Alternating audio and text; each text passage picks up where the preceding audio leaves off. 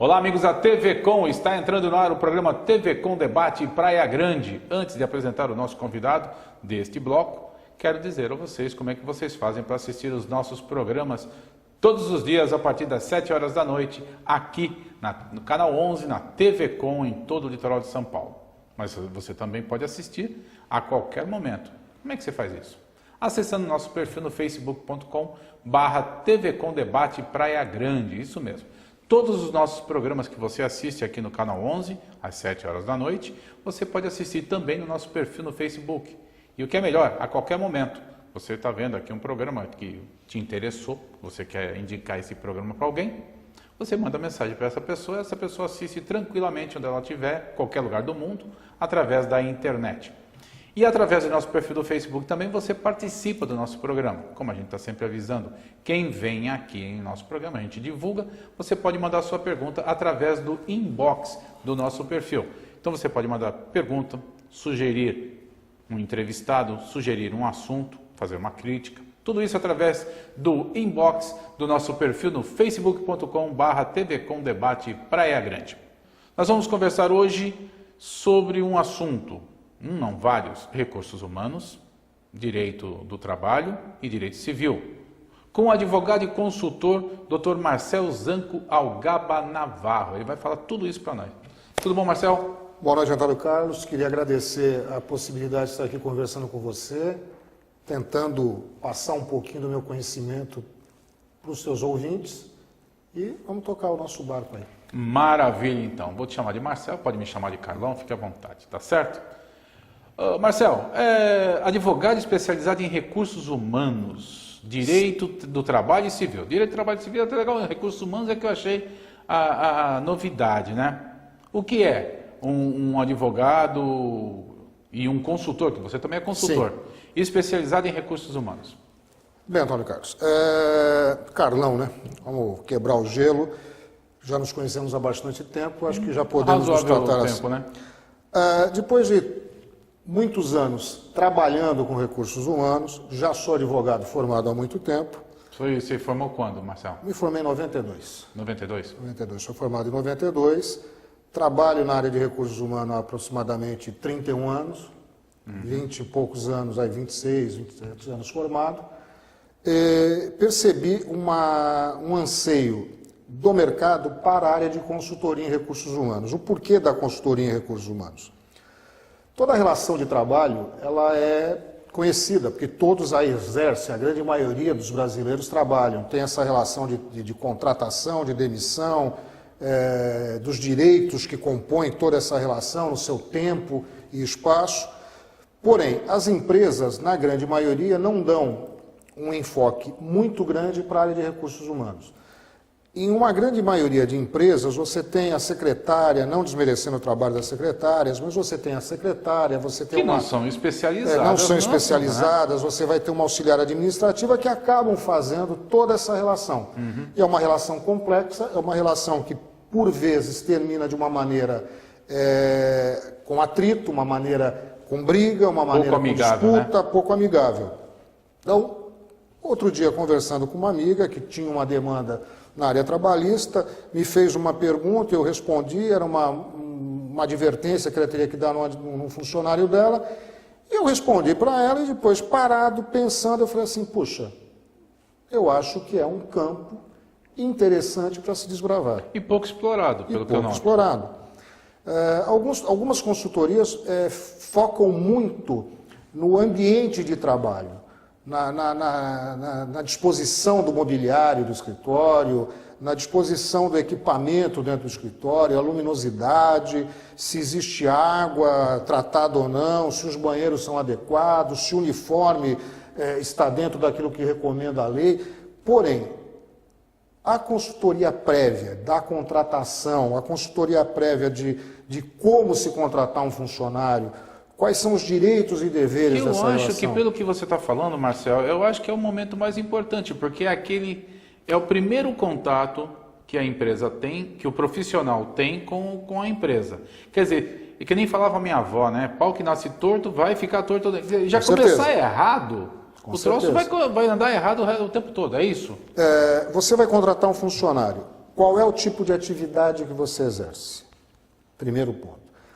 Que tipo de profissional você gostaria de ter no teu quadro de funcionário? Você quer um funcionário que chegue para você resolvendo o teu problema ou um funcionário que você vai treinar? Você tem tempo para o treinamento? Você pode exercitar essa faceta da relação de trabalho, treinar o profissional, preparar o profissional para o mercado de trabalho, ou você vai buscar no mercado de trabalho um profissional já feito, formado? Então isso é um problema muito sério que a maioria das empresas, poxa, surge uma vaga, eu vou e contrato, mas eu estou contratando de que maneira? Eu estou contratando um funcionário com a qualificação adequada ou eu estou buscando apenas um currículo onde a pessoa diz ter uma formação, eu busco essa pessoa, coloco para exercer atividade na minha empresa e essa atividade na empresa pode repercutir na frente numa realização errada de uma tarefa, na insatisfação do teu cliente final, você pode perder um negócio, você pode vir até a ter a sua empresa, uma falência da sua empresa, por uma má gestão na contratação da tua mão de obra. Me diz uma coisa, você falou do treinamento, né, que a empresa pode contratar o profissional já especializado, formado, ou treiná-lo. Tá. A empresa opta por contratar um profissional sem a especialização e fala, não, eu vou treinar que eu quero treinar como eu quero que ele trabalhe. Sim. A empresa pode cobrar esse treinamento do profissional? Não. Depois, na sequência, por exemplo, Marcelo, eu quero te contratar para você ser apresentador de televisão. Sim. Aí você vai fazer um treinamento aqui de media training, vamos lá, fazer aí depois no teu salário, fala, Marcelo, eu vou descontar X reais no teu salário durante um ano, porque eu te dei aquele treinamento. Não. A empresa não pode. Esse desconto não pode acontecer. Se a empresa se propõe a treinar, se a empresa se propõe a dar um curso de formação, se a empresa se propõe a pagar uma faculdade, se propõe a pagar um curso técnico, ela está investindo nela própria. Ela está formando a mão de obra, mas no fundo essa mão de obra vai representar o quê? Um ganho para a empresa. Reverter para a empresa. A empresa não pode fazer esse desconto. Ela pode vincular, por exemplo, Marcelo, você falou um negócio muito legal. A empresa paga uma faculdade para o profissional. Mas aí ela vincula. O profissional, você terminou a faculdade, você vai ter que trabalhar no mínimo 5 anos para mim sem sair. Não pode também. Não pode vincular. A legislação do trabalho dar não um permite. retorno. Não. Agora, com as mudanças que estão ocorrendo e que devem ocorrer na relação de trabalho, você até pode vir a fazer isso, porque hoje vai ficar uma relação um pouco mais próxima. Empregador e empregado. A legislação hoje não me permite isso. Eu não posso condicionar esse profissional. O único condicionamento que existe permitido dessa maneira acontece nas Forças Armadas. Ela forma um universitário e exige que depois ele preste. O governo federal também faz isso, né? Durante algum período, por quê? Porque aí existe um benefício na lei do servidor público que permite, do servidor militar. Na iniciativa privada, não. Essa cobrança não pode existir. Eu não posso obrigar a pessoa a trabalhar comigo. A relação de trabalho ela é uma relação livre. E nessa mudança que está tendo lá em Brasília, que o pessoal está propondo... Pode ser que ocorra. A gente ainda está se discutindo muito isso. A gente ainda tem que ver todas essas alterações, como vão ocorrer e o que vai representar no dia a dia. Eu acho que são benéficas. Eu acho que tem que haver uma mudança na relação de trabalho. Nós não podemos continuar com uma legislação que vem de uma carta de trabalho editada na Itália na época do Mussolini. Eu sou contrário... Alguns advogados trabalhistas podem até reclamar, falar para mim que não, mas eu sou contrário a toda essa relação. A CLT, ela evoluiu? Sim, em muitos aspectos ela evoluiu, mas outros ela ficou muito travada ainda. A nossa relação ainda é muito travada. Eu não posso discutir com o meu empregador, eu tenho 30 dias de férias para tirar por ano. Eu posso vender 10 dias e gozar 20 dias. Mas eu não posso pegar essas férias, hoje, a maioria das pessoas trabalham. Trabalha o marido e trabalha a mãe. O casal hoje a esposa. Trabalha fora de casa. E o que acontece? As férias dos filhos, elas acontecem em 2 momentos do ano. Final do ano e no meio Final do ano. E no meio. Aí o casal não tem como conciliar as férias. Às vezes não tem como conciliar as férias. Eu não posso dispor de... hoje, a legislação não me permite dividir, fracionar essa férias durante o ano. Eu poderia fracionar. Hoje em dia permite? É Não permite, isso? Hoje não é permitido. Hoje o máximo que pode ser feito é vender 10 dias, eu né? vou vender e vou gozar os 20 dias, só que eu tenho que gozar os 20 dias. Eu vou ter que ficar na minha casa. Mas, poxa, não daria para ficar 15 dias em julho, e 15 dias em fevereiro? Não necessariamente vender as férias, mas gozar as férias em 2 momentos, para poder ter 2 momentos de férias com as crianças, de lazer com os filhos. Então, eu acho que isso é avanço. Sim. Tudo isso gera avanço. O valor do salário, a imposição de valor de salário, nós temos que ter limites a serem impostos. A questão da hora extraordinária, tudo isso tem que ser discutido na relação de empresa a empresa. Eu entendo que a empresa ela pode estar dentro de uma mesma atividade empresarial, mas cada empresa tem um tamanho diferente. Ela tem um custo final da sua produção diferente. O custo meu para operar a empresa tendo 50 funcionários é um. Para operar com 10 funcionários é outro. O que eu cobro pela minha prestação final nem sempre é o mesmo. O mercado hoje ele é muito dinâmico nesse aspecto. Então eu entendo que ele também teria que ser dinâmico e maleável na questão da relação do trabalho. Eu não sei se você vai lembrar agora, mas quando éramos jovens, né, bem mais jovens do que somos hoje, lembra da termomecânica? Que todo mundo Sim. queria trabalhar na termomecânica lá no ABC? Sim. Porque era uma empresa diferenciada. Que ela oferecia não sei nem se a termomecânica ainda funciona, ainda é ativa ou não. Ela ficava em Rude Ramos. Eu não sei se a fábrica, a planta ainda está em atividade. Mas eu sei que o fundador todo já é mundo queria trabalhar na termomecânica. Por quê? Porque lá o dono tratava todo mundo de uma forma diferenciada das outras empresas. José é isso aí que o Lindley. Marcelo tá... Me lembrei agora, na hora que você estava falando, eu lembrei da termomecânica, rapaz. Falei, caramba. E é verdade, né? E ele, quando parou de trabalhar, ele fez uma coisa que poucos empresários o fazem. Ele doou uma biblioteca imensa, né, para o Estado de São Paulo, para a USP. Porque ele tinha uma coleção muito grande de livros. Ele era uma pessoa bem diferenciada enquanto empregador. Em Rude Ramos, no entorno da fábrica, as pessoas tinham orgulho de trabalhar na empresa, de ir para essa empresa, porque era uma empresa diferenciada. Então, essa relação é o que importa. É isso aí que você está dando a ideia agora. Profissional e humana. A relação de trabalho ela tem que ser sempre esse binômio, profissional e humana. Não existe mais escravidão. A escravidão foi abolida no século XIX. A Revolução Industrial, ela nos trouxe algumas coisas benéficas e maléficas na relação de trabalho, mas isso nós deixamos lá no início do século XX.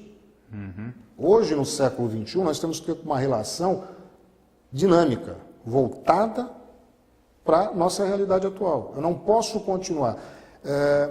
Você veja, eu não tenho um direito do trabalho, um código de processo do trabalho. Eu, desde a época de faculdade, eu sempre entendi que nós deveríamos ter um código de processo do trabalho. Eu não tenho que seguir o Código de Processo Civil.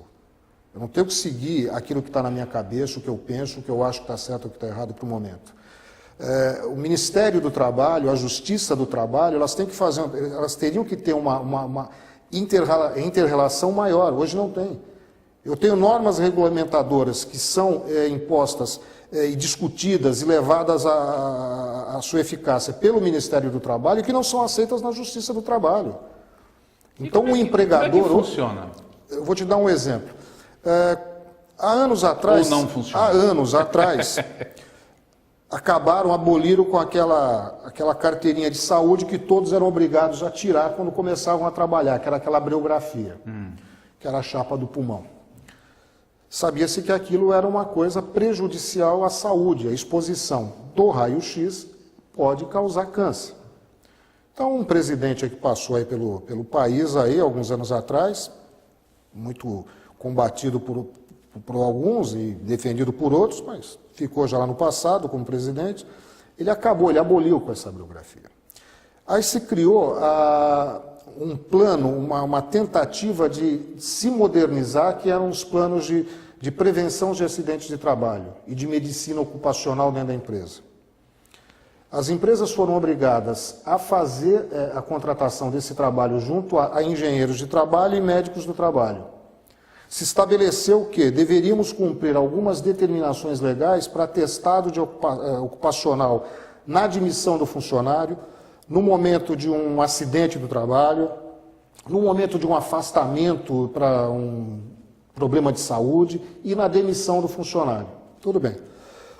Tudo isso feito, se eu levo esse plano, que é um plano assinado pela empresa, assinado pelo médico do trabalho, assinado pelo engenheiro do trabalho, que é levado ao Ministério do Trabalho, se eu apresento isso na Justiça do Trabalho, não é aceito. Não, quer dizer, não se entendem. Eu sou obrigado a contratar um perito para estabelecer se essa relação, se esse atestado, se essa doença, onde foi ocasionada. Então, quando eu faço a demissão de um funcionário e o médico do trabalho lá atesta que essa pessoa está apta a exercício da atividade, que ela está com pleno gosto de saúde, lá na frente a Justiça do Trabalho não aceita. Nossa. Me leva a uma perícia, me leva à contratação de um perito, me leva a uma demanda judicial. Então, eu acho que essa relação de trabalho ela tem que ser aprimorada. Todos vão ganhar no final. É lógico que nós temos que exercer, o governo tem que exercer, os sindicatos têm que exercer um controle do empresário, da iniciativa privada. É lógico que tem que haver esse controle. Isso sempre vai ter que haver. Eu acho que a função... Era isso que eu ia te perguntar agora, da participação sindical. Qual é a tua ótica a respeito disso? Eu acho que o sindicato ele tem uma... Não como é hoje. Hoje nós temos aí praticamente 16 mil sindicatos no país. Nós temos sindicatos numa mesma região, você tem 2, 3 sindicatos com uma mesma categoria profissional. Sim. Você consegue chegar nessa...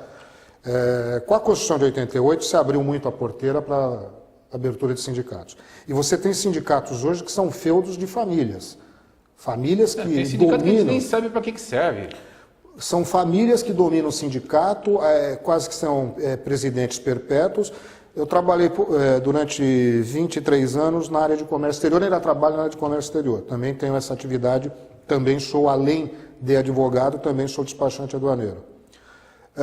O presidente do sindicato da minha categoria, ele é presidente do sindicato desde que eu estou na área de comércio exterior. Eu milito na área de comércio exterior desde 1986. E nós temos o mesmo presidente. 31 anos. Então, acho que é impossível que esta pessoa seja tão excepcional para se manter tantos anos à frente do sindicato com todas as mudanças que aconteceram. Não que ele não tenha capacidade para exercitar, mas eu acho que não houve uma renovação, a renovação não ocorreu. Então, eu acho que o sindicato ele tem sim uma função primordial nessa relação de trabalho, mas ele teria que estar mais próximo da categoria e menos próximo do fundo sindical. Eu acho que hoje a manutenção do próximo fundo sindical... também do empregador, né? Para ser um mediador mesmo, né? Entenda, qual é a função, acho que, principal do sindicato? É mediar a disputa. Mediar. As mesas redondas que ocorrem na Justiça no Ministério do Trabalho, elas têm essa finalidade. E mesmo na Justiça do Trabalho, quando ocorre mesa redonda, ela tem essa finalidade. Os dissídios são julgados, e muitas vezes, na Justiça do Trabalho. Por que se julga ali? Justamente para se buscar um consenso. Agora, eu não posso ter um consenso quando é impositivo. É uma coisa fechada. Você tem uma metalurgia... vamos citar o exemplo que nós tínhamos aqui na região.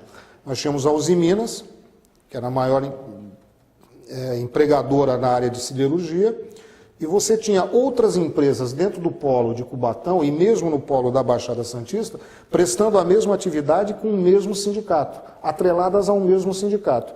É impossível que a COSIPA, com o poder econômico que ela tenha, ela vá sentar numa mesa de negociação da mesma maneira que um pequeno metalúrgico que tem ali no fundo do seu quintal, da sua casa, a sua atividade.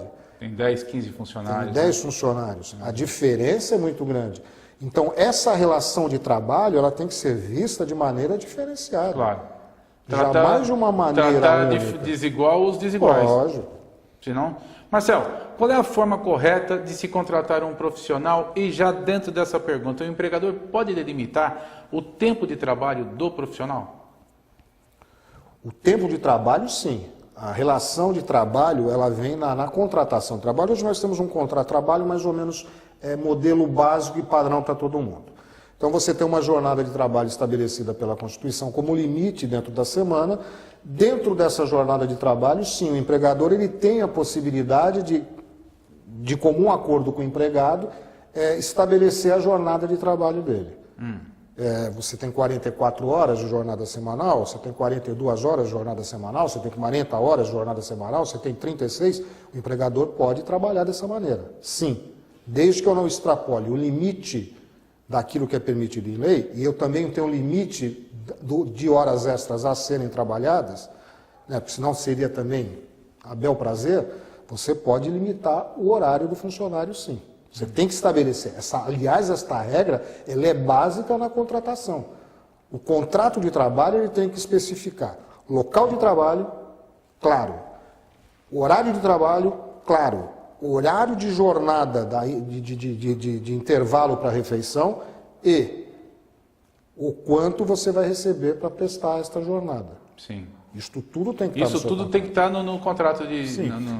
Existem contratos muito formais, né, que são muito simples e que geram lá na frente, por isso que eu falo, a consultoria na área de recursos humanos e mesmo a consultoria dentro da área trabalhista, eu acho que ela é de suma importância para evitar demandas lá na frente, que são demandas de anos. Você tem reclamações trabalhistas que levam 20 anos para serem exauridas até o final ou até a decisão final. Você tem uma quantidade de recursos e possibilidades de se discutir o tema muito grande. Então, quando você faz a contratação da maneira... O que é fazer a contratação da maneira correta? Primeiro é saber se eu estou contratando o profissional certo para a vaga que eu preciso. Eu tenho inúmeras pesquisas que eu posso fazer. Eu posso exigir desse profissional a comprovação de títulos dele. Eu sou formado em Direito. Beleza. Tudo bem, cadê o diploma? Você tem diploma? Não é? Você não é formado em Direito, você é bacharel em Ciências Jurídicas e Sociais. Né? O Direito é uma coisa diferenciada. Você é advogado? Eu sou advogado. Sua inscrição na OAB. Você tem o registro, o seu diploma é registrado? Eu tenho um diploma registrado, como todo universitário, ao terminar a sua faculdade, tem um diploma registrado no MEC. Eu posso exigir? Posso. Então, esses documentos devem ser exigidos pelo empregador no início. O empregado pode exigir algum documento da empresa? Sim, o empregado também tem o direito de saber como a empresa anda. Quem é o dono da empresa? Ele tem esse direito de saber para quem eu trabalho. Claro. Né? A coisa não pode ser escura, a coisa tem que ser clara. E a pessoa que fica constrangida em fazer um pedido desse? Lógico, você está chegando na empresa, você está desempregado, você está buscando uma vaga. A relação trabalho... Como é que o empregado pode fazer isso, Marcel? Como é que ele pode fazer essa pesquisa, no caso, né, sem ter que perguntar para o empregador na hora da contratação? A internet hoje nos facilita essas consultas. Os dados da empresa hoje eles ficam na página da Junta Comercial do Estado de São Paulo. Você tem na página dela, na internet, você busca todos os dados da empresa. Você consegue buscar os contratos sociais da empresa, as alterações dos contratos sociais, você vê ali o capital social, quem são os sócios daquela empresa, você tem isso muito claramente. Ações também, né? Ações trabalhistas, hoje você consegue, junto ao site do tribunal, o nosso aqui, que é o TRT2, você consegue, através do site, buscar uma... Porque às vezes a pessoa vê uma vaga ali e acha interessante, aí vai ver a empresa tem uma capivara absurda lá. Aí o cara fala, pô, esse pessoal aqui... Dos dois lados. Eu sempre digo, a carteira profissional, para um profissional de recursos humanos, ela é um grande documento para se analisar. O profissional de recursos humanos ele não precisa de muito mais coisa do que a carteira profissional de um trabalhador para saber se aquele trabalhador é um trabalhador de pouca rotatividade ou de muita rotatividade. Sim. Então, aquilo que eu volto a perguntar, a empresa quando vai contratar, ela tem que saber o que ela quer contratar. Eu contrato um extra para fazer um evento de temporada, eu sou dono de um comércio, de um restaurante, eu só preciso de uma pessoa para me atender na demanda de extra que eu tenho das festas de final do ano. Então, se esse funcionário trabalha... acontece muito aqui na região do litoral, né? Se funcionário trabalha dentro daquilo que eu estou vendo na carteira profissional dele, ele trabalha de 3 em 3 meses em cada empresa, só atende a minha necessidade, só atende a minha demanda? Atende, eu vou contratá-lo. Por quê? Porque o meu contrato de experiência pode chegar a 90 dias. Sim. Então vai estar dentro daquilo que usualmente esse funcionário já o faz e vai atender a minha necessidade. Porém, por que esse profissional só trabalha 3 meses? Você também tem que procurar saber disso. Esse profissional, ele toda hora entra com uma reclamatória trabalhista, é um direito dele. Então você vai começar a analisar o quê? O lado, o perfil psicológico desse funcionário, que tem muito a ver também. A empresa é uma família. E como uma família, ela tem dias bons e tem dias ruins. Tem o cunhado, né? Sempre tem a sogra que vem te visitar de última Tem o hora, cunhado. aquele cunhado que chega e abre a geladeira e já vai pegar a última garrafa de cerveja gelada que você tinha. E você, educado, você vai falar, poxa, cunhado, que bom, deixei aí por sua causa. Para você. Não é bem assim. Então, uma empresa de trabalho, eu já cheguei a trabalhar em empresa, eu já cheguei a gerir empresa com mais de 100 funcionários. A relação é difícil? A relação é difícil. É lógico que a relação é difícil. Você tem que procurar dar um ambiente de trabalho o mais adequado para todo mundo. Então é aquela história. Em determinada empresa, um dia eu cheguei e falei assim, gente, não pode vir com camisa de time de futebol. Aí uma pessoa olhou para mim e falou, poxa, o que tem camisa de futebol? Eu falei, eu sou palmeirense, você é santista, o outro é corintiano, o outro é São Paulino. A gozação do boteco, depois do jogo, ou na segunda-feira, na padaria, na hora do café, entre amigos ela é aceitável. Às vezes dentro do ambiente de trabalho gera uma briga. Pode virar uma provocação. Gera uma briga, gera uma desestabilização de um ambiente. Ou até brincadeira também no horário de trabalho. Isso vai gerar o quê? Às vezes isso é comum de acontecer, o ser humano é passível disso. Às vezes você não vai fazer alguma coisa, ou você vê alguma coisa errada e fica quieto. Você está magoado porque o teu time perdeu, por exemplo, meu time vai jogar daqui a pouco. Possivelmente ele vai perder para o Santos na Vila Belmiro. Amanhã eu vou chegar, o primeiro santista que passar na minha frente, eu vou... Você passa o pé na frente dele para ele cair. Eu vou passar o pé na frente dele. Isso não pode acontecer no ambiente de trabalho. Então tem que, o profissional de recursos humanos, por isso que eu digo, a área de recursos humanos ela tem que pensar muito nisso. É um psicólogo. Você tem que entender as demandas do funcionário e também entender as demandas da empresa. Você tem que tentar equalizar isso da melhor maneira possível. É impossível você ter amor entre todos. Isso é impossível. Mas você tem que buscar ao máximo essa harmonia. É um troço complexo. É uma relação, como uma relação amorosa. É bastante complexo. Temos muitas perguntas ainda para fazer aqui para o Marcel em cima desse assunto. Nós vamos fazer o seguinte, nós vamos sair para um breve intervalo e já a gente volta com um segundo bloco aqui do programa, continuar batendo papo com o Marcel aqui, que está bastante interessante e eu tenho certeza que você está assistindo aí, também está achando bastante interessante. Então vamos fazer o seguinte, tomar uma aguinha? Uma aguinha. E já a gente volta.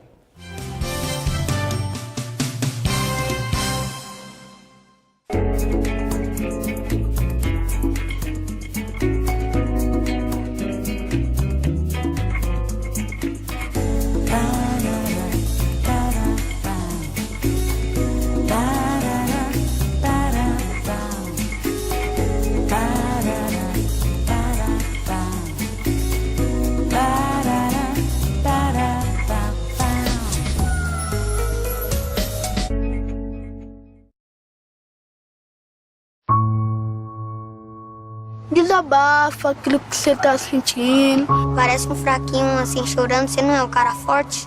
E você tá aí se lamentando, triste? Pra você melhorar, você vai ter que... respirar. Você não acha que você tá reclamando com um problema muito pequeno?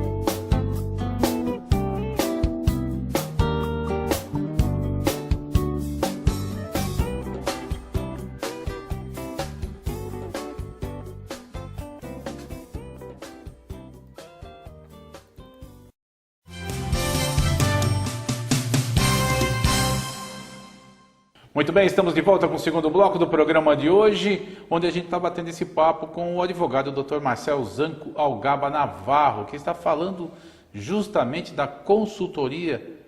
A gente ia falar sobre direito do trabalho, estamos englobando tudo aqui, entrou tudo na consultoria de recursos humanos. Estamos indo no embaléu, né, Marcel? Passando por tudo. Estamos atropelando tudo aqui, estamos conversando sobre todos esses assuntos. Muita gente do outro lado questionando, discutindo, não concordando, mas isso é o direito. É aí isso que é legal. Consultoria. É isso aí que é legal. Marcel, vamos começar o segundo bloco aqui, já fazendo uma pergunta bem à vontade. Bem abrangente, né, que serve para todo mundo. Aí, quais são os deveres e obrigações do patrão e do empregado numa contratação? Numa relação de trabalho, vai? O principal, o patrão tem que dar condição de trabalho adequada ao empregado e o empregado tem que responder com o seu trabalho. Isso é o principal numa relação de trabalho. Quem determina a condição de trabalho? A condição de trabalho adequada, a lei determina. Nós temos uma legislação, lei, sindicato. Sim, não é o sindicato. O sindicato fiscaliza. Não é empregado, não é empregador. Nós temos o governo federal, através dos seus órgãos, seus ministérios, através até do judiciário, você se discute alguns assuntos e chega-se depois lá uma jurisprudência na frente. A relação de trabalho ela tem que ser feita desta maneira. Eu tenho que ter uma regra geral, e essa regra geral tem que ser indo adaptada para as condições de trabalho de cada localização. Dever e obrigação é simples. Se eu contrato uma pessoa, eu tenho que dar condição de trabalho para ela. Eu vou contratar um motorista de caminhão. Eu vou dar um caminhão para ele sem roda. Eu vou dar um caminhão para ele sem motor. Ele não vai poder exercer a atividade dele. Eu contratei ele para ser motorista. E isso está especificado em algum lugar, Marcel? É aí que vamos falar do motorista de caminhão. O motorista de caminhão, por exemplo, trabalha aqui no litoral, calor. Ele pode exigir que tenha ar-condicionado no caminhão? Não. Essa exigência ele não pode fazer. Seria saudável, do ponto de vista do empregador, que ele tivesse algum tipo de tratamento térmico na cabine. Eu tive transportadora. Os meus caminhões todos tinham ar-condicionado. Os motoristas reclamavam muito do ar-condicionado porque muito frio. As pessoas entendem que, poxa, eu vou dirigir com a janela fechada. Eu não consigo dirigir com a janela fechada. Eu preciso estar com a janela aberta. Tem muitos motoristas que exigem isso. É uma dificuldade de dirigir com a janela fechada. O ar-condicionado, ele permite que você atinja uma temperatura adequada, a não ser que ele não esteja funcionando direito. Sim. Eu já estive em viagens, em um ônibus, onde não tinha controle de temperatura. Ele refrigerava. No avião, a gente quase morre de congelar dentro do avião. Mas o avião tem. O avião ele tem como controlar a temperatura. Ele pode fazer a graduação da temperatura. Nesse ônibus que eu viajei, em um país fora do Brasil, não existia esse controle, mas nós éramos avisados pelo guia. Olha, o ônibus aqui, ele refrigera. O cara liga e desliga, ele não tem o controle. Então, é uma geladeira lá dentro, é um freezer. Então, a gente vinha já precavido com uma blusa, já vinha agasalhado, já sabia disso. Nos nossos caminhões, os caminhões hoje no Brasil com ar-condicionado são modelos mais novos. Alguns têm climatizadores. Geralmente os motoristas autônomos colocam climatizadores no caminhão. É fácil de identificar. Fica em cima da cabine do caminhão, é uma caixinha quadradinha, alguns vêm escrito até climatizador, que aquilo dá uma refrigerada. Porque via de regra, onde está o motor do caminhão? Sim, ao lado do motorista. Ou embaixo ou ele está sentado em cima daquilo, ou ele está do lado daquele. Por maior tratamento térmico, de isolamento que esses caminhões tenham, com o tempo ele perde.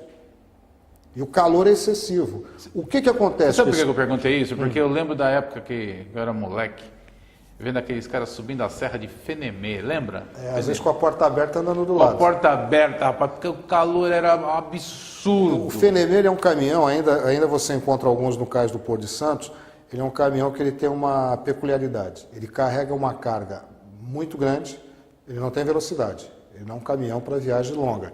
Mas ele é um caminhão que carrega, é um bruto, ele carrega muito peso. Tem força, né? Então ele leva muito saco, muita coisa pesada.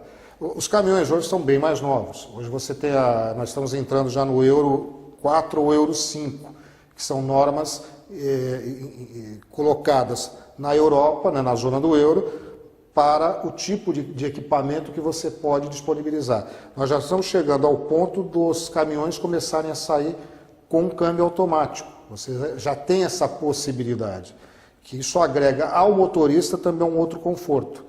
Muita gente discute a questão do câmbio automático ou manual. Vem muito daquela questão do jovem que quer dirigir, ter uma direção mais esportiva. Sim. Você no passado, quando andava com os seus carros de rally para baixo para cima, né, fazendo os seus rallies, você sabe disso. E era gostoso andar no carro dele, porque o carro dele era totalmente depenado internamente, né? Mas era um carro com motores mais ágeis, um câmbio mais ágil. O câmbio automatizado, ou o câmbio que nós temos hoje, ele propicia ao motorista um conforto maior. A mesma coisa que acontece com a climatização da cabine. As viagens nem sempre são longas, mas quando você tem uma viagem muito longa, uma distância muito grande, isso vem como benefício. Mas sempre deixando a critério do motorista. Ele vai determinar se ele liga ou se ele desliga. Ele tem essa condição de poder estabelecer o ambiente dele ali. O motorista de caminhão, ele tem uma regra muito especial para o trabalho dele. O controle de jornada dele é diferente, ele não tem aquele cartão de ponto normal que a gente tem na empresa. A atividade é diferenciada. O tipo o horário dele, a jornada dele, como começa, como termina, ela é meio diferente do que aquela usual do mercado de trabalho, como a gente está acostumado. O que levou até a gerar um certo conflito um tempo atrás, quando entrou aquele negócio do horário de descanso, né? Porque o que acontece? Da maneira, principalmente para as viagens de longa distância. Os que fazem o que a gente chama de bate-volta até São Paulo, que é o grosso da carga transportada na região, esses não se enquadrariam ali. Aquele que faz uma jornada que é muito comum, vindo do Mato Grosso, de Rondônia até... Nós temos muita carga que vem de Rondônia para Santos. Tem muita exportação de carne partindo de Rondônia. Sim. Então esses motoristas saem com o quê? Eles têm um tempo certo para chegar em Santos para pegar o quê? A exportação, o navio que vai fazer a exportação daquele contêiner de carga para o exterior. Ou mesmo quando ele vem com milho, quando ele vem com soja, quando ele vem com café, ele tem janelas que a gente chama na área de comércio exterior, que são as janelas que o navio vai estar disponível recebendo no terminal onde aquele navio está atracado, receber aquele contêiner. Então ele tem que chegar com prazo pré-estabelecido. As estradas, de modo geral, as estradas que vêm do Mato Grosso e dentro do estado de São Paulo, são estradas boas, são estradas que permitem que ele faça uma viagem tranquila. Se nós formos para o norte do Mato Grosso, aí a coisa fica feia. E começarmos a adentrar para aquela região já amazônica, para Tocantins, para aquele lado, buscando os portos de exportação do norte do país, há pouco tempo agora vinculado na imprensa, o Jornal Nacional quase que diariamente mostrando, os caminhões parados. O professor Repórter fez uma matéria interessantíssima até, os motoristas ficam ali 15, 20, 30 dias parados em atoleiros, não tem estrada, você não tem o que fazer, você tem que ficar quieto, que não tem muito o que você fazer. Então eles não têm o quê? Essa questão. Como que você pode determinar para alguém parado num atoleiro, no meio do Tocantins, que ele tem que cumprir aquela jornada, porque ele tem horário, ele tem que desligar, ele tem que sair do caminhão, ele não pode ficar dentro do caminhão. O descanso não pode ser dentro do caminhão. Claro que não.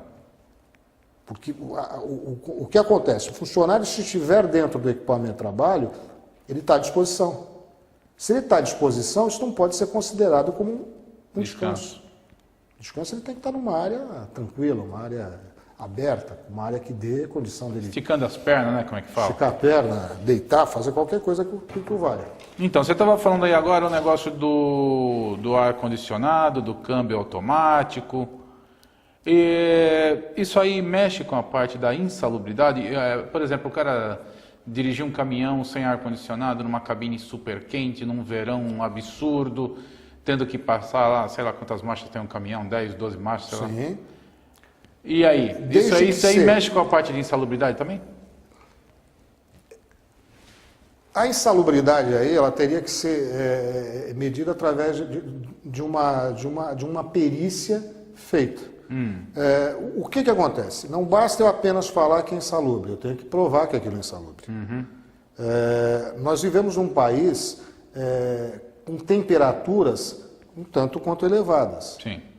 A exposição dessas temperaturas, elas ocasionam o quê? Qual é o dano físico que elas vão ocasionar? Há a possibilidade da discussão da insalubridade? Sim. A possibilidade sempre existe. Se ela vai ser atendida ou não, aí o judiciário é que vai decidir. Entendi. Eu entendo que é possível, mas não que seja ganho certo. Entendi. Há que se questionar.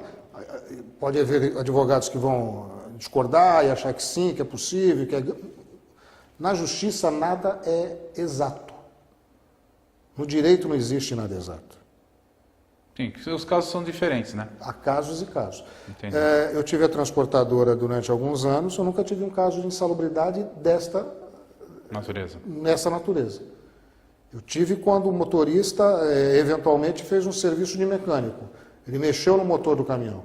Ele teve contato com óleo diesel. Ele teve contato com os óleos ali, com as graxas, com todo aquele produto que estava dentro do motor. Aí sim ele ganhou insalubridade. Entendi. É uma questão que eu acho que tem que ser colocada. Pode ser discutido? Pode. Se é direito ou não sou eu que vou determinar. Eu tenho o meu ponto de vista. Beleza. Aquela pergunta que eu te fiz logo no início do bloco era a respeito dos deveres e obrigações do patrão e do empregado. Você falou do patrão, né? Obrigação do empregado? É. Obrigação do empregado é ir para o trabalho, cumprir horário, exercer a atividade dele sempre visando o melhor, dar o que ele tem que dar como cidadão, como profissional. Se ele é contratado para exercer uma atividade, se ele é contratado para fazer entrevista, como você está fazendo comigo agora, é lógico que ele não vai chegar aqui e olhar para a parede. É lógico que ele não vai chegar aqui e ficar sem falar comigo. Ele pode se dar o direito de falar, não quero trabalhar hoje. Não estou, minha saúde não permite, preciso de um descanso. Isso é plausível. Agora ele não pode não trabalhar. Então, a relação é aquilo que eu falei lá no começo. Ela tem que ter o lado profissional e o lado humano, sempre.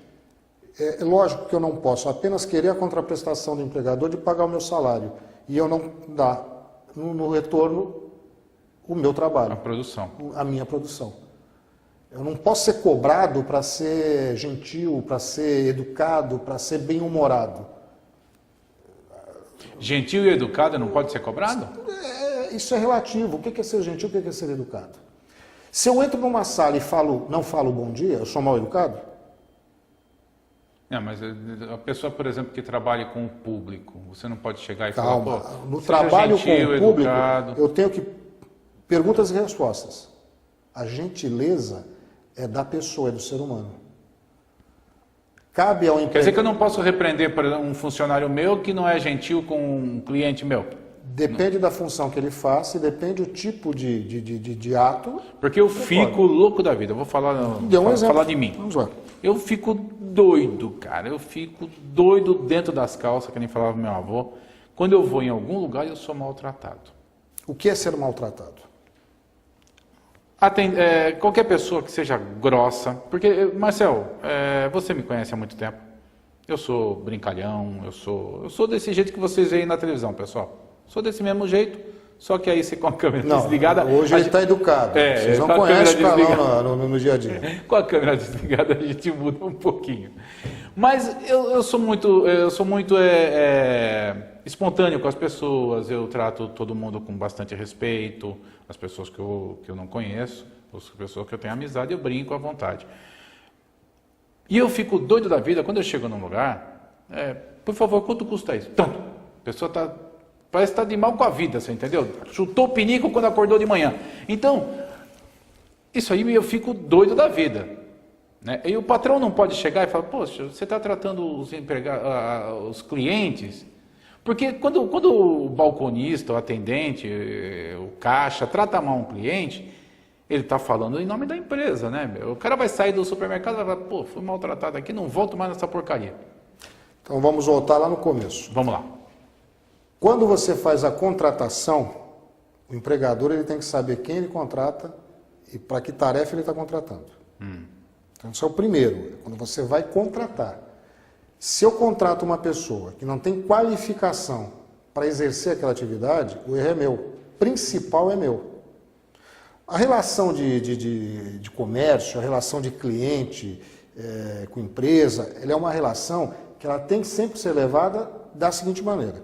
Eu entro na loja, eu entro no mercado que eu escolho, eu tenho livre-arbítrio. E sempre vou ter o livre-arbítrio.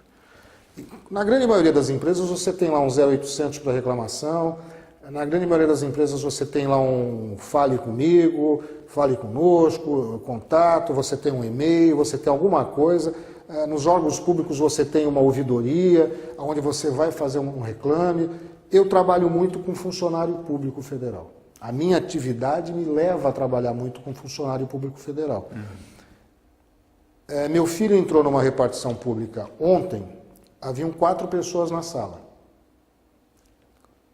Quando ele entrou, ele já tinha notado uma das pessoas que estava lá de uma maneira meio estranha. Estranha para o local onde nós estávamos. Uma repartição pública, um órgão público federal, onde as pessoas estão ali como servidores públicos. Eles têm que estar ali te atendendo. Você é o público, você é não tem que dar tapinha nas costas, é a razão, não é obrigado a dar tapinha nas costas, mas é obrigado a tratar com educação. Como de costume entro, eu me cumprimento, eu dou bom dia, eu dou boa tarde. Eu não sou uma pessoa educada, eu sou uma pessoa grossa no trato normalmente, meus amigos sabem disso. Acho que é o sangue de espanhol, né, que me leva a isso. Porém, eu sempre entro e falo bom dia. Quando meu filho foi sair da sessão, ele falou até logo, agradeceu pelo aquilo que tinham feito ali, que não foi nada mais do que obrigação deles. São ali, ganham, são bem remunerados para a atividade, estão exercitando ali o dever deles, a obrigação deles.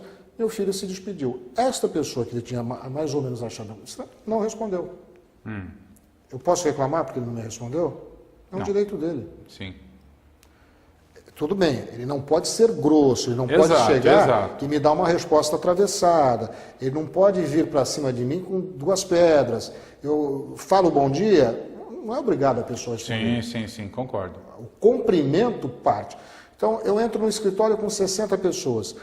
É lógico que eu vou falar bom dia, 20 e tantas vão responder. Outras tantas podem estar absortas ocupadas com outra seu coisa. Trabalho não entendo. Né?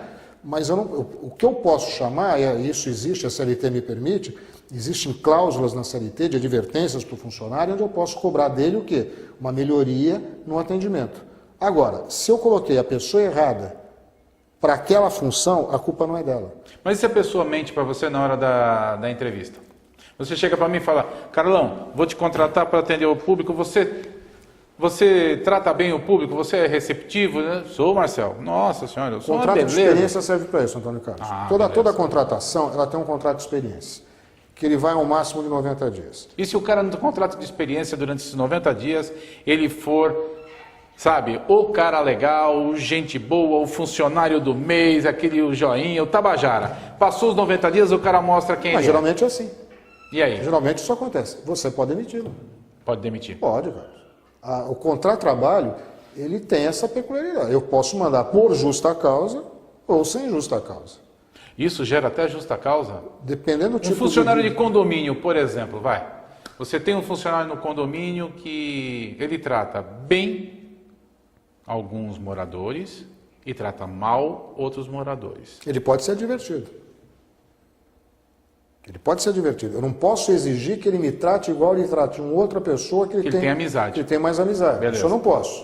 Eu não posso chegar. Mas você fala bom dia e abraça o morador do 51. E para mim você só fala bom dia. Você não me abraça. Eu não posso exigir isso dele. Não existe na CLT, não existe na legislação trabalhista nada que me obrigue a fazer isso. Mas, por exemplo, o síndico, no caso do condomínio, ele pode orientar, Sim. Né? Sim. Pode orientar que todos sejam gentis com todos. Bom dia, boa tarde, boa noite, pois não.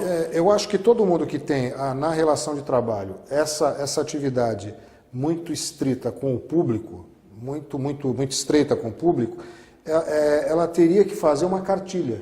Faça uma cartilha. Também acho. Faça um regulamento. Mas isso quem faz? O empregador? O empregador. O empregador vai falar, eu gostaria que você atendesse todos os moradores do prédio cordialmente. De que maneira? Bom dia, boa tarde, logo. Quando atender o interfone, você, pois não, não berrando, não gritando. Né?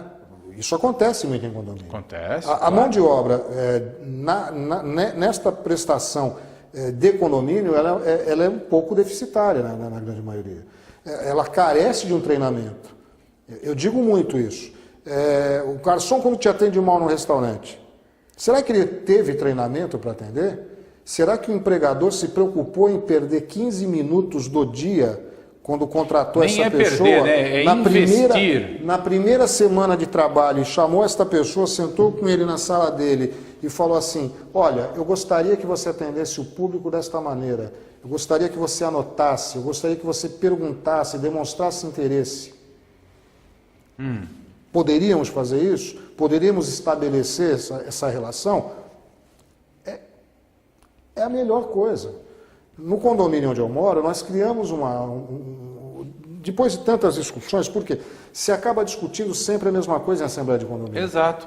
Porque o fulano lá não pegou lixo, o outro não abriu o portão, não deu minha o outro revista, estava dormindo, não me deu a revista, mas o jornal do meu vizinho está sempre na porta dele, por que ele põe o jornal do vizinho, tem o jornal colocado na porta, e a minha revista eu tenho que pegar lá na portaria do prédio? Você cria regras claras. O síndico tem que conversar. Se o síndico é do condomínio, se o síndico é contratado, função principal é a de psicólogo, que eu também falei lá atrás. É uma relação de ser humano, nem todo ser humano é igual. Exato. Nem todo ser humano reage da mesma maneira. Sim. Então você tem que procurar fazer com que essa pessoa entre dentro de um nível de atendimento mais ou menos padrão que você exige para a tua empresa, para o teu local de trabalho. Isso não pode ser assim positivo como uma regra ditatorial. Não. Todo mundo que chega aqui você vai levantar, né? Como nós tínhamos um professor na escola, no colegial, o falecido professor Borges de inglês, que ele exigia que todo mundo levantasse, quando entrasse qualquer pessoa na classe, todo mundo tinha que levantar, falar bom dia. E ai de quem não falasse, né? E ai de quem não falasse, que ele já dava ali uma bronca. E isso era um padrão que à época era permitido. Hoje não se permite mais isso. Hoje o professor não tem mais essa condição de exigência do aluno. Ele tem que exigir do aluno educação, respeito. A gentileza você adquire no teu berço. Por isso é que lá atrás, a gente conversando, me veio isso à cabeça. Eu entendo que toda essa relação de trabalho ela devia ser ensinada na escola. Era isso que eu ia te perguntar agora. Você falou na hora que a gente estava no intervalo. Você pegar a criança no início, eu acho que a nossa formação hoje, hoje a formação, veja, eu tenho 3 filhos já adultos, mas que ainda estudam, os 3 ainda em faculdade, eles não aprenderam isso na escola. E a sociedade hoje não ensina muito isso. A sociedade não tem essa paciência mais de ensinar. Na minha época de escola, de primário, eu tinha uma complementação de educação muito grande na escola. Sim. Os professores complementavam a educação de casa. Hoje, é uma questão, isso vem desde a criação do ECA, né, Instituto Criança e do Adolescente, se criou regras muito rígidas. O país avançou, o Brasil avançou muito na questão de direitos humanos. Inegável. Nós temos uma Constituição, talvez, a mais cidadã do mundo. Ulisses Guimarães sempre dizia isso, que era uma Constituição cidadã. Ela é muito cidadã, mas ela tirou muito a responsabilidade deste grupo de cidadãos de darem essa educação continuada. Não só o pai, no caso. Hoje eu noto que o professor ele fica acanhado, digamos, não é bem o termo correto. Ele mas tolhido. De dar sequência na educação. Isso quando o aluno vem com a educação de casa. Não pode. Que eu costumo dizer muito aqui nesse programa, falei muito em todos os outros programas que eu sempre apresentei, o seguinte, que o cidadão hoje o cidadão brasileiro, ele exige muito os seus direitos, mas ele não fala nada e nem pensa nos seus deveres. E eu acho que o cidadão ele só tem direito aos direitos depois de cumprir os seus deveres. Eu há muito tempo discuto isso e falo isso abertamente para quem conversa comigo. Eu acho que o principal no país, para que a gente saia dessa condição de país que nós vivemos hoje, com tudo isso que a gente vê no dia a dia nos jornais, e mesmo assim não vamos à rua, nós não gritamos por esse nosso direito da maneira como nós deveríamos gritar, porque é fácil para um advogado falar isso aí está errado, é fácil para um engenheiro falar, mas nem sempre a população mais pobre, essa população mais sofrida, sabe como buscar o seu direito. Mas aí não vai para a rua para reivindicar o que Você deveria. veja. Porque, veja bem, você está falando da situação atual do país. A Argentina, que todo mundo aqui fala e tem tanta essa brincadeira, né, entre aspas, né, com a Argentina, por muito menos, tirou 3 presidentes em um mês. Panelaço. Você entendeu? O argentino vai à rua e reivindica o seu direito. Na Europa você tem muito isso. Você vê na Europa, não sei se foi na Islândia, foi num dos países lá do norte da Europa. Eles tiveram uma insatisfação, eles trocaram o governo todo. Eles trocaram o ministro, trocaram todo mundo. Porque houve uma suspeita de que estamos fazendo alguma coisa errada. Eles foram lá e falaram, está fora. Não tem essa. É uma extensão da sociedade aquilo. Aquilo ali não é uma profissão. Aquilo ali eles não são deuses intocáveis. No Brasil hoje nós temos deuses intocáveis. O que acontece? A criança hoje não tem uma formação como cidadã, não tem uma formação política. Isso já começa desde casa. Isso vem de casa. Ela chega na escola hoje, ela pode tudo. Ela pode tudo, gente. Exatamente. Até bater no professor. Pode. Eu vou te contar um caso que você conhece. Rapidinho, que a gente só tem 2 minutos. Meu filho uma vez aprontou uma certa coisa na escola. A diretora me ligou. Eu, ato contínuo, falei para ela, põe de castigo no milho, ajoelhado no milho atrás da porta. Não posso fazer isso.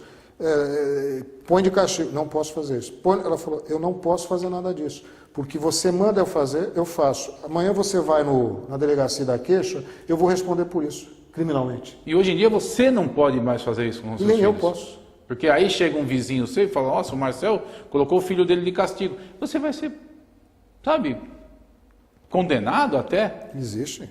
Absurdo. A denúncia leva, às vezes, Você entendeu? São coisas assim que a gente não consegue entender. Mas, com essa indignação toda que a gente está chegando aqui no final, a gente precisa voltar mais aqui para ficar conversando sobre amenidades. Amenidades. Vamos fazer um programa aqui, gente. Vamos colocar uma mesa aqui, colocar um refrigerante, uma cervejinha. Uma cervejinha. Cervejinha, né? Aí colocar aqui para a gente começar a conversar. Para a gente conversar sobre esses assuntos e cada um dá a sua opinião. Um prazer. Vamos criar um negócio desse. Eu vou bolar uma coisa dessa. Um bate-papo. Um bate-papo. Aquele bate-papo onde todo mundo pode dar a sua opinião. Talvez a gente faça isso até pela internet e você possa participar em tempo real junto aqui com a gente. Muito bem, vocês estiveram com a gente aqui nesse programa de hoje, onde eu conversei com o Dr. Marcel Zanco Algaba Navarro, meu querido Marcel, que é advogado e consultor especializado em recursos humanos, direito do trabalho e civil. Ele esteve aqui, conversou com a gente, você ouviu muita coisa que eu tenho certeza que você, como empregado, não sabia. E o Marcel trouxe essa informação. Marcel, quem quiser entrar em contato com você, como é que faz?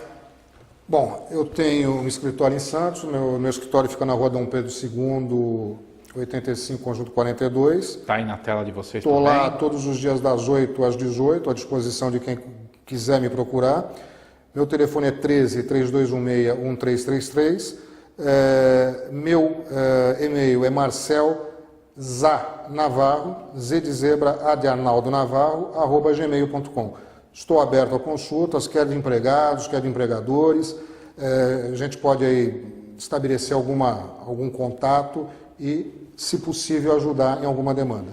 Gostaria de agradecer a oportunidade de estar aqui com vocês. Antônio Carlos, você sabe que você é um grande amigo, né? Carlão lá em casa, tio Carlão na Grande Verdade. Meus filhos já mandaram até um abraço para você. Manda um abraço, um beijo para o tio Carlão. Então tá, um beijo para a Gabi, um beijo para Raquel, certo? E lógico, pro garotão, né? Pro Rafa. O Rafinha, que tá enorme, não? Nossa senhora, o moleque é grandão pra chuva. Tá puxando o tio. Antes fosse, o tio é gordo, ele é forte.